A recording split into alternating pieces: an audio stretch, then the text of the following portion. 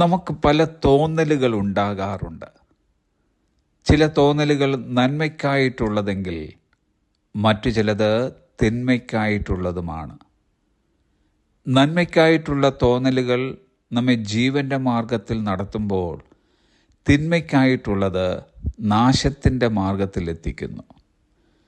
അങ്ങനെ ദോഷമായി ഭവിക്കാവുന്ന ഒരു തോന്നലിനെ പറ്റി പൗലോസ് അപ്പോസ്തലൻ പറയുന്നതത്രേ കൊരിന്ത്യർക്കെഴുതിയ 1-ാം ലേഖനം 10-ാം അധ്യായം 12-ാമത്തെ വാക്യം. If you think you are standing firm, be careful that you don't fall. ആകയാൽ താൻ നിൽക്കുന്നു എന്ന് തോന്നുന്നവൻ വീഴാതിരിപ്പാൻ നോക്കിക്കൊള്ളട്ടെ.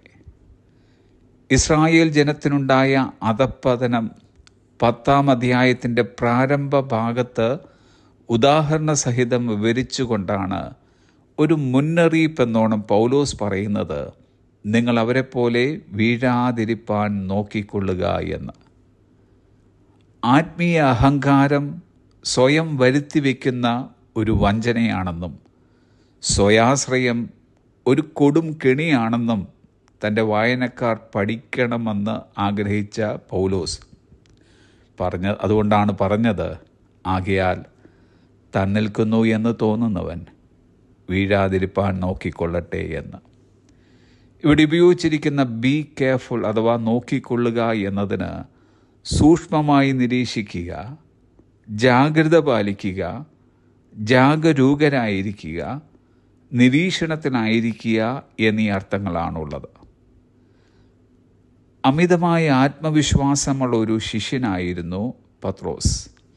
അവനിങ്ങനെ ഒരിക്കൽ വീമ്പിളക്കി, കർത്താവേ, ഞാൻ നിന്നോടുകൂടെ തടവിലാകുവാനും മരിപ്പാനും ഒരുങ്ങിയിരിക്കുന്നു. പത്രോസിൻ്റെ വീമ്പിളക്ക് കേട്ട യേശു കർത്താവ് ശാന്തമായി അവനോട് പറഞ്ഞു, പത്രോസേ, നീ എന്നെ അറിയുന്നില്ല എന്ന് 3 വട്ടം തള്ളിപ്പറയും മുമ്പേ ഇന്ന് കോഴി കൂകുകയില്ല. മറ്റൊരു വിധത്തിൽ പറഞ്ഞാൽ, പത്രോസേ, നീ വീഴാതിരിക്കാൻ ശ്രദ്ധിക്കുക എന്നാണ്. വളരെ ഞെട്ടലുണ്ടാക്കുന്ന ഒരു വേദഭാഗമാണ് കൊരിന്ത്യർക്കെഴുതിയ 1-ാം ലേഖനം 10-ാം അധ്യായം 5-ാം വാക്യം. എങ്കിലും അവരിൽ, അതായത് ഇസ്രായേൽ മക്കളിൽ മിക്ക പേരിലും ദൈവം പ്രസാദിച്ചില്ല.